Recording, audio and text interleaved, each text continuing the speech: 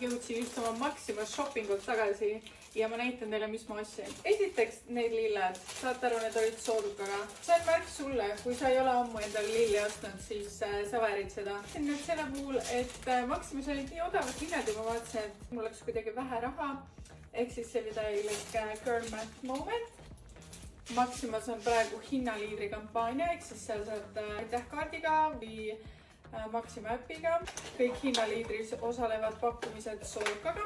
Tännikana, ma armastan seda kana. Lauge ja sidruni marinaadis sain selle veel soodsamalt, pärast et see oli allahinnatud toodete kastis. Mul läks peaaegu kähmluseks selle singi pärast. Kuna pakkumised on nii head, siis asjad lähevad kiirelt ja seal oli 2 tükki veel seda. Ja üks vana naine võttis ühe ära ja siis ma olin mingi kiiresti. Asjad ikka rändavad sealt minema. Kiiresti tomatid, jällegi well done. Ma armastan well done'i. Ma eelistan well done'i sellepärast, et see on väga odav. Pikerherne krõpsud koos hummusega, mul lemmik snäkikene. Siuke punt 44 senti. Mandlijooks siis smuutide jaoks. Suvikõrvits. Murelid, ma armastan mureleid.